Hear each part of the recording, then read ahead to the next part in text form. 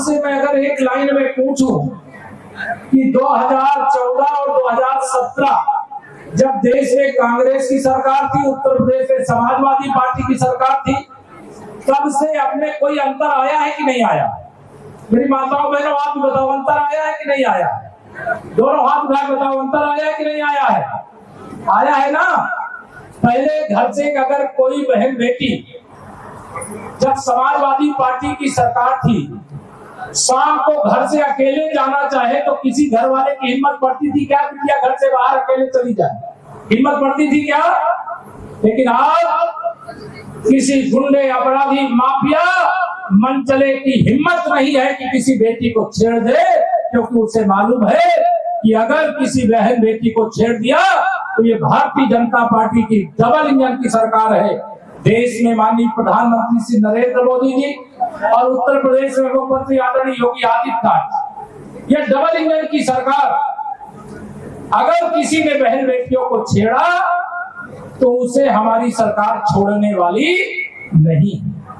हमारी सरकार का संकल्प है गरीब को अमीर बनाना है, किसान की आमदनी बढ़ाना है, युवाओं के उज्जवल भविष्य के लिए रोजगार के अवसर पैदा करने हैं और महिलाओं का सशक्तिकरण करने के लिए उनके हाथ में भी रोजी रोटी का अवसर उपलब्ध कराना।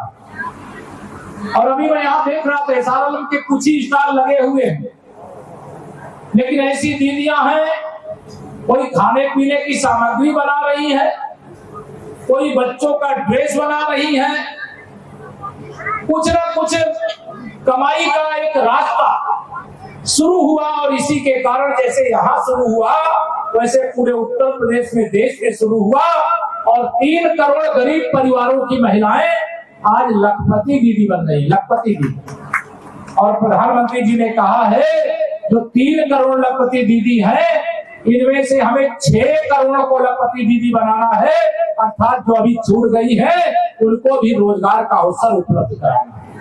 आज मुझे ये बताते हुए प्रसन्नता हो रही, आने वाले समय में जैसे उद्योग के लिए हम लोग तमाम योजनाएं, तमाम रास्ते निकालते हैं, लेकिन महिला क्रेडिट कार्ड उद्यमी योजना लेकर के आने वाले, और उस योजना के माध्यम से जो समूह से जुड़ी हुई महिलाएं हैं, ध्यान रखिएगा, आप में से कोई समूह से जुड़ा है?